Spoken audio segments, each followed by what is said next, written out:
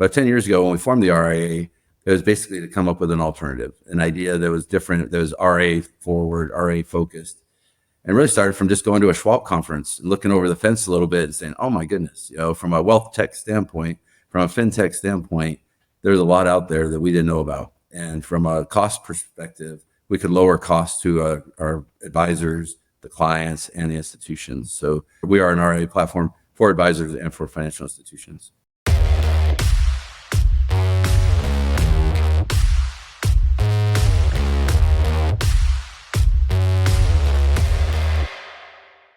Hey everybody, welcome back to another episode of The Connected Advisor. I'm your host, Kyle Van Pelt, co-founder and CEO of Milemarker. And today I am joined by Mike Pryor. Mike is the founder and CEO of PFG. So PFG is a really interesting firm. They are what's known as a third-party RIA, where they're offering comprehensive wealth management, advisory, compliance, sales, and technology services out to the market, and they sort of focus on serving credit unions just as much as they serve financial advisors. And one of Mike's feathers in his cap is that he was a pioneer in introducing Charles Schwab and Fidelity as clearing and custody services to the credit union space, which is not how things always used to be. So we have a pioneer on the podcast today, somebody I'm very excited to spend some time talking with. Mike, thank you so much for joining the show today and sharing your insights with the Connected Advisor audience. Oh, thank you so much. I'm really honored to be here and excited to just have the conversation with you. It's great. Yeah, likewise. So Mike, I ask every guest this question as we start this thing off, and you're not going to be any different. What I have found is that everybody has their own path into working in financial services. Some people's path is relatively traditional. Maybe their parent was in the industry and their grandparent was in the industry, and they sort of just said, I'm always going to be in the industry, and that's great. A lot of other people have very winding, stumbling paths to get here. But what I have found is whether your path is traditional or non-traditional, everybody has what we call a money moment. And that is a moment in their life that happened where a light bulb went off and they said, this is how I want to spend my career. I can't do anything else other than go in and work and help serve people with their wealth management. So Mike, for you, what was your money moment? Oh, great question. Yeah. I used to work at American Express on the credit card side of the business for 10 years, from like 19 to 29. So my developmental years, formative years were in corporate America, big blue box, helping project management, climbing that kind of corporate ladder for 10 years. And it was great. But they were going through a layoff, and they were giving us change management courses. I was sitting in the change management courses having kind of like an anxiety attack. I was like, oh my God. I wasn't getting laid off, but people I knew were getting laid off. I just felt it was really sad to see. So I was walking down the hall to lunch, and there was a little sign that said Career Fair, American Express Financial Advisors. And I'd already started an investment club. Back in the day, there was things called investment clubs, and we'd go to the library and study stocks with a bunch of friends. And it was really fun. And so I go into this career fair thing at American Express. And I really, at that point, I was 27 at that point. I had no idea of like a financial advisor was like really like a career path, right? Yeah. And so I sat in that meeting, and I was like, I can help people, reach their goals and make this a career and control my time. I had young kids at the time, and I just really wanted to have an opportunity where I could control my time and still help people. I was hooked. Yeah. So I got my 7, 65, and 63 in life and health, all within like 90 days. It was really like all in type of thing. I was helping advisors at American Express Financial Advisors by cold calling on like Friday nights and Saturday mornings. And that part was kind of brutal. And I realized I'm not really like a great salesperson. I'm kind of more of an ops person, but we figured it out. So I started to practice, and the practice was going okay. And then the real big moment, I think, that transformed everything was when I started working with my credit union. The CEO of the credit union asked me to provide financial education workshops. I was on his supervisory committee. He asked me to be on the supervisory committee, and then we started doing workshops. Next thing you know, there's like 4 credit unions asking for help, to do financial education. Oh, wow. And do financial education and financial planning. And I really couldn't do it all, and I was like, okay, so I need to go find advisors to help me with this. And so then it just became, I saw that opportunity to help credit unions really take off, and do wealth management the right way. In my opinion, the right way. So it was financial planning and advisory, even back in the late 90s, so. Wow. Yeah. So that was the moment. That's so cool. And so you already kind of answered the next question I had for you, but I want to go a little bit deeper. So you start working with your credit union, you come in and you start providing, but is that what was the impetus to launch PFG? Was mostly doing the financial education workshops, or was there another opportunity you saw in the market of serving credit unions? Yeah, the financial education workshops were really kind of critical to the growth of the financial planning practice. And I could see that the leads were coming in and business was good. And so that helped grow my practice as an advisor. But PFG really kind of came around more on the management side. I basically was leveraging my degree in management, my background in corporate management and project management to help financial institutions get better quality advisors, and really assess their platform that they had, the program that they had, or just start one up if they didn't have one, and help them get going. So I ended up selling my practice just after 5 years of growing it, just to really pivot and really focus. And that's where PFG really kind of came in as a management company. We provide the compliance, the sales management. Probably the most critical thing is the recruiting side. We help go find good quality advisors and introduce them to the institution so that they know what they're looking for, right? We know what they're looking for. And so we're really good at sourcing good quality advisors. And so would that fall under the category of like an RIA outsourcing to you the way that they would to a TAMP or to, kind of as the industry would call them, RIA platforms, like a Dynasty or something along those lines? Is that the bucket you would put PFG in, or do you kind of view yourself in a little bit of a different way? No, we've been kind of compared to Dynasty a couple different times. Basically, it's an RIA platform and advisors and financial institutions plug in. Yeah, so we're like the outsourced, RIA solution, that third-party RIA, if you will. For people who are serious about advisory business. Back in the day, banks and credit unions, they were all about like broker dealers, right? For like the last 30 years, 100%. right? Yeah. There's really like about the big five right now, in terms of broker dealers who play in this space. And sometimes people feel like there's no option, right? It's like they all look alike, they all feel the same. But 10 years ago, when we formed the RIA, it was basically to come up with an alternative, an idea that was different, that was RA forward, RA focused. And really started from just going to a Schwab conference and looking over the fence a little bit and saying, oh my goodness, from a wealth tech standpoint, from a fintech standpoint, there's a lot out there that we didn't know about. And from a cost perspective, we could lower costs to our advisors, the clients, and the institutions. So yeah, it's been a fun journey, but basically being a platform for RIAs, for advisors, we are an RIA platform for advisors and for financial institutions. Yeah, that's so great. Yeah. And so I want to kind of marry this idea of something you just said about wealth technology, kind of building this platform, and also credit unions. So as somebody who's worked with a handful of banks and credit unions and things like that, a lot of times they can be, I don't want to say hamstrung, but they can kind of be in a box about the technology that they're allowed to use, because either the bank is kind of specified this is the type of technology you're going to use or whatever else. They don't have the freedom that an independent RIA might have. Is that one of the values that PFG brings? Did you come and you say, hey, if you're going to plug into PFG as an advisory platform, as a credit union, you're going to be able to leverage some of this more modern, innovative technology that we've put together for you and be able to go a little bit faster and be a bit more innovative? Or am I being too presumptive with that statement? No, I think you're right. The financial institutions are coming a long way, I would say, on technology themselves. I've seen a lot of really neat things happening in the financial institution fintech space, which is cool.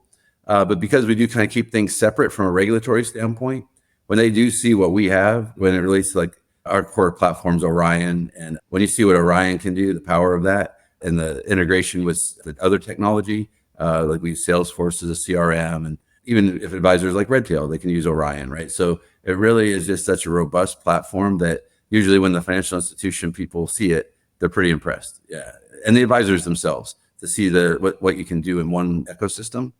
With the open API, it's very cool. Absolutely. That's awesome. So in our research, we found that Idaho Central Credit Union is one of the largest credit unions in the country. And as you said, there's a lot of really big names that serve credit unions all over the place, mega firms that do a ton of business with credit unions. So in your estimation, why do you think Idaho Central decided to partner with PFG rather than one of those really enormous names that serves credit unions as well? Right.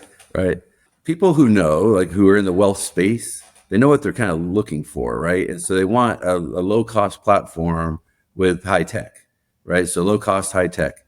And advisors who have been around, credit union executives who've been around, they know that the old broker-dealers kind of all have the same legacy systems, right? Yeah. So to do advisory business off a broker dealer system is very challenging. It's nobody's fault, just is what it is, right? It's just their ecosystem, their box, if you will. It's kind of hard to jump out of, and so with our open platform, it gave the Idaho Central team what they needed. They wanted access to Schwab. They needed access to both Schwab and Fidelity for different clientele.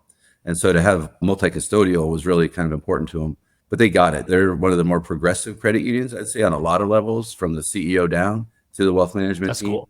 They see where the puck's going. And that's what they said. They see where things are going. They want to be free to help the biggest clients and help the smallest clients. So members of the credit union.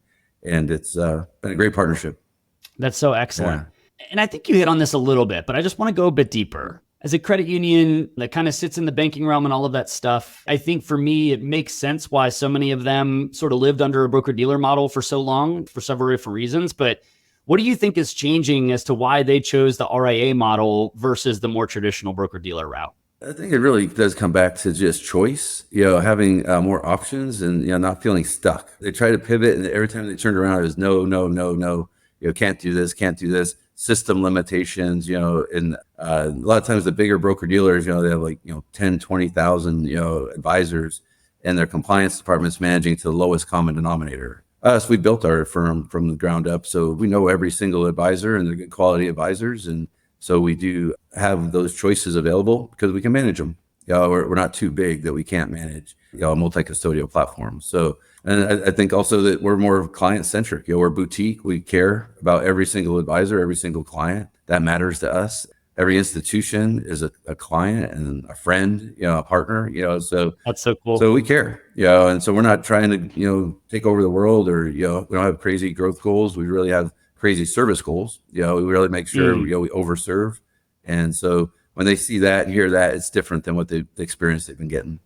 Well stated. I love that statement of we don't have crazy growth goals, we have crazy service goals. I think that's super cool. Let's actually, that's a really nice segue into the next thing I wanted to ask you about. So I saw something else that caught my eye as we were researching for this, which was that you all just did a partnership with USC. That's right, the college, the Trojans, Southern California's credit union, to provide digital and in-person education, all about financial planning for students, faculty, staff, and alumni. I mean, I understand the alumni. There's quite a few successful people that have come out of USC, but students, especially college students, are not necessarily known for having a bunch of excess capital or things along those lines. So talk to us a little bit about that partnership and what inspired you to go and do this type of work with people who would not be the traditional audience for wealth management services. Oh, great. Yeah, that's a fun partnership. It took a while for us to come, get it all together. But the credit union CEO is just visionary. He cares about the students. It is always about the students and making sure that, we can get them introduced to wealth early, digitally, in the branches.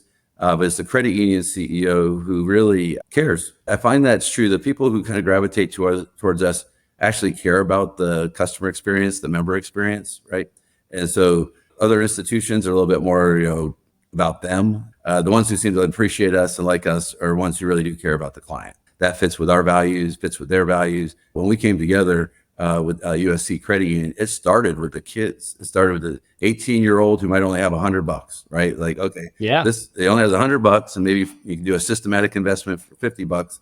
How can we help them? So it really started on the robo side of things and digital advice. And then we just recently hired a really excellent lead advisor for that program to be there for the faculty on campus and to start working with the alumni. So with every institution or every university, college out there, there are those three segments that you really need to kind of address, right? How do you take care of the kids coming and going every 4 years, right? How do you take care of the faculty who might be there for 20, 30 years, And then how do you take care of the alumni who leave campus and go all over the world? And same with military institutions as well. There's some institutions credit unions really focus on the military. They have, the young people coming and going, just doing 2 years or 4 years and everything. Yeah, the people who've been there for a long time, and the retirees. So basically, we just set up the model so that we can help meet them where they're at. We always said, you want to be able to help them on nights and weekends if you need to, because where they're at. Orion does that. Our tech platform allows us to do video planning, video conferencing anytime, whenever it's convenient. So If someone wants to talk about something that's important to them, boom, they could be anywhere in the world, and our advisors can help them.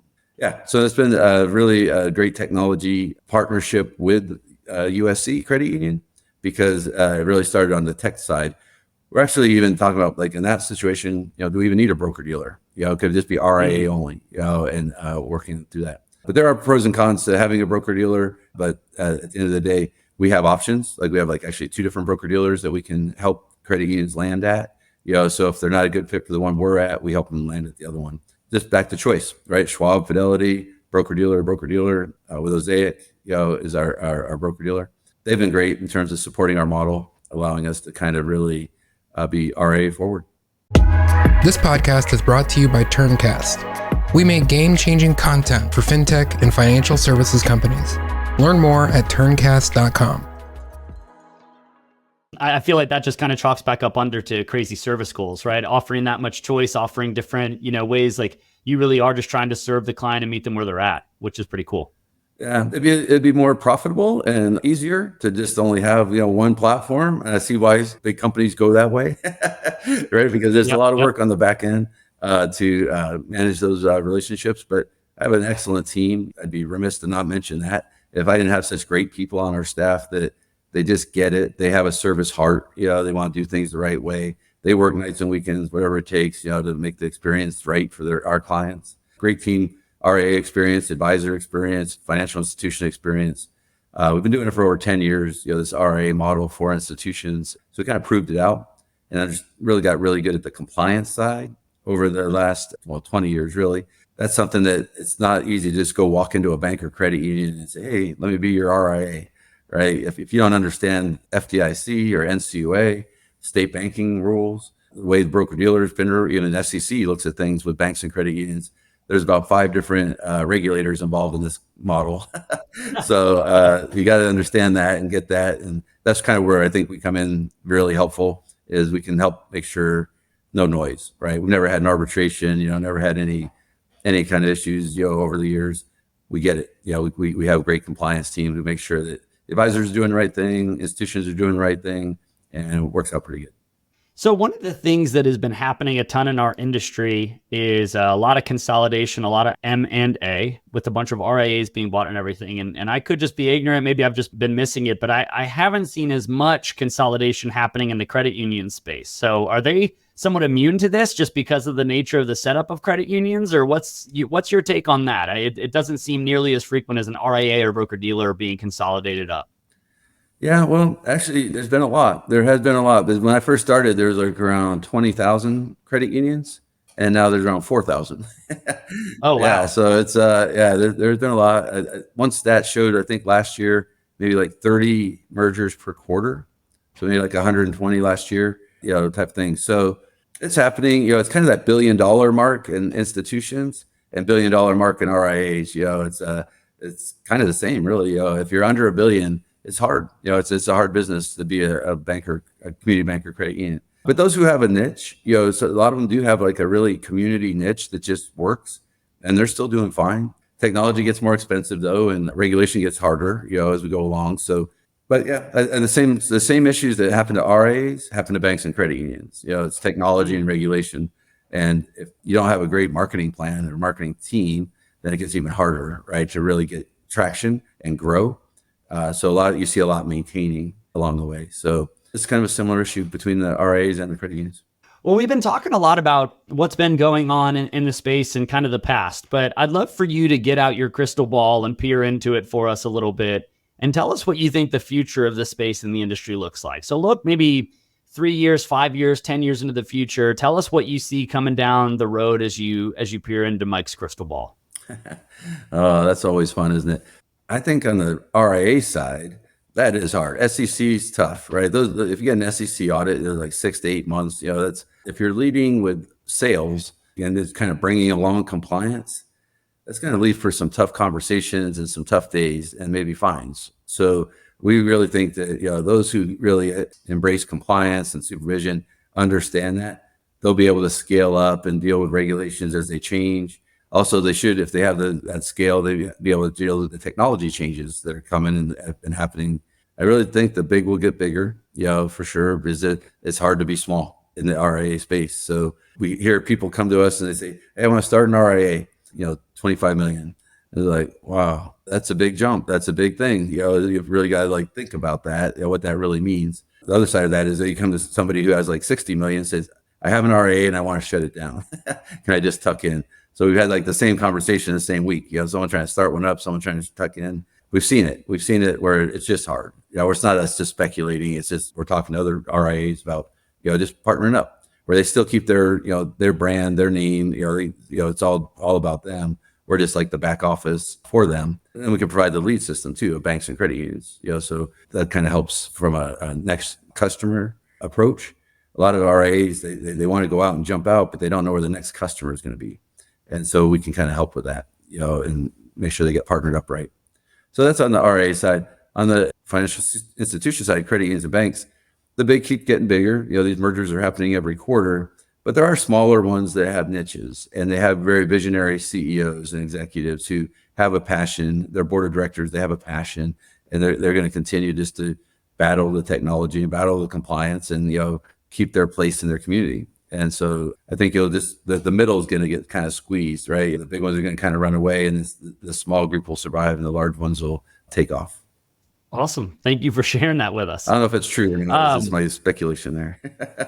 Well, that's the beauty of all of this, right? I don't think anybody's going to hold you to it. I don't think anybody's coming back to this and saying, hey, you said, or, any of that type of stuff. But it's fun to think about where things are going. And, it's hard to talk about where things are going without talking about technology a little bit more. You've mentioned it a handful of times.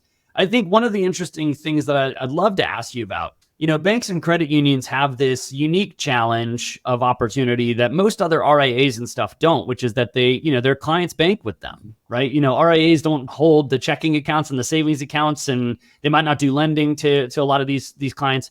But one of the challenges I've always understood to be true is how to use the data from the banking relationships to be able to supply the wealth management side or things like that on the technology. So I don't know if that's something where PFG is helping, or if you're helping connect them or create stuff like that. But I'd love to hear you talk a little bit about how you're helping credit unions capitalize on all of this rich data and view of the customer that they have to create a more robust financial planning relationship.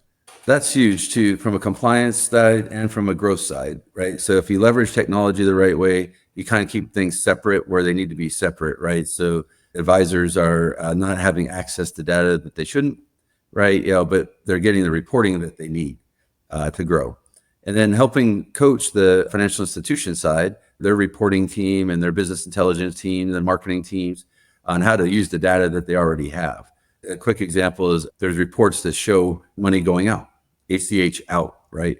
Well, you can see where that money is going. So how much of that's going to Robinhood, right? How much of that's going to Schwab already? How much is already going to Fidelity, So once you know that data, then you can help create, target market lists. And hey, did you know we do that here at this financial institution, right? We can help you with that, So a lot of times it's awareness, and drip marketing and getting connected the right way. We're seeing less branch traffic in a lot of institutions. So it used to be, advisors sit in a branch and people would walk over. That just doesn't happen as much anymore, right? So now it really is the marketing department reaching out to those who are doing phone banking and those who are doing mobile banking, and really kind of getting connected with them and letting them know that the advisor is sitting there. So our robo platform has a situation where the member can come in, set up an account. When it grows to a certain size, we get a report and drop down, say, hey, you want to talk to the financial advisor at your institution? So it's really collaborative with the financial advisor instead of competitive. It's really leveraging those conversations. We work with our institutions, some of them on a monthly department meeting basis, to really make sure that marketing and the field are talking and operations, everybody's on the same page. It really helps the flow of communication, and then finding out what's important now, to the members, to the customers, and to the advisors. So bringing them all together really is something that we think is what others have called white glove service. It's just kind of what we do. Yeah. We think it's this makes sense, to run a business that way. That's really insightful. So you've mentioned the robo platform a couple of times. I'm curious, is that something that you all created in-house? Are you partnering with somebody to help provide that out as a platform? How is that being delivered to your partners and clients? Been working on this for about 6 years. It's taken a long time to find the right player because a lot of them come and go. A lot of them sell out, right? A lot of them run out of funding. And so I've been watching this space for a while and finding the one that would be like collaborative for the institution, would work on the mobile app. There's just a lot of checklist items that we needed.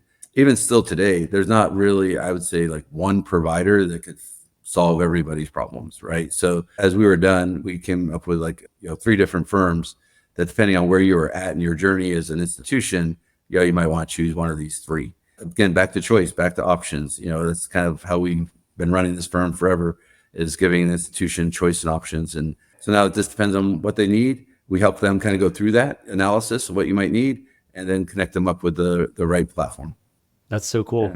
Yeah. I mean, I really do think I'd be remiss with not kind of mentioning to any of those listening, the level of sort of operational headache or difficulty you bring on in an effort to serve your clients and your partners.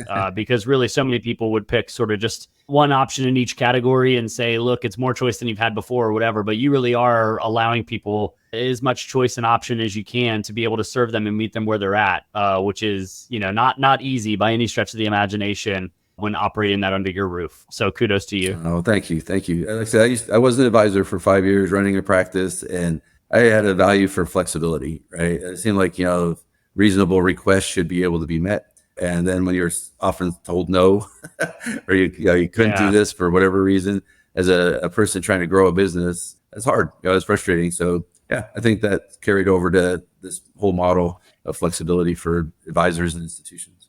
Yeah, 100%. All right, Mike. So we're going to move into the last segment of the show, which is what we call the Milemarker Minute. This is a series of lightning round questions. The goal is to try and have all of the questions answered in a minute or less. Should be lighthearted and punchy and fun. So with that lead in, are you ready for the Milemarker Minute? Let's do it. All right, awesome. My first question is, where in the world would you like to travel that you have never traveled to before? Lake Como, Italy. Great option. What is the best book that you have read in the last 12 calendar months? I can't think of the author's name. Difficult Conversations. It has been really good about all the difficult conversations we have in life, just in general. It's been really good. I can't think of the author's name, but it's on my nightstand now. Fantastic. I love it. What is your number one tip for people trying to survive the Phoenix summer heat? Get out. Get out. Go to San Diego. Well, that's awesome. And for you, are you a mountains person or are you a beach person? Beach. Yeah, beach for sure. Get over to San Diego every chance we can. And very relaxing. I love it. All right, man, you survived the Milemarker Minute and you provided just such an insightful interview and time with us today. So thank you so much for coming on and sharing all about what you're doing for the credit union space and for those beyond that, for the unique partnerships that you've been able to put together and the unique platform that you've put together for the industry. I enjoyed the conversation and I'm sure the Connected Advisor community will as well. Well, thank you. Thank Milemarker and Connected Advisor. Thank you. I appreciate this opportunity. It was really fun. Absolutely.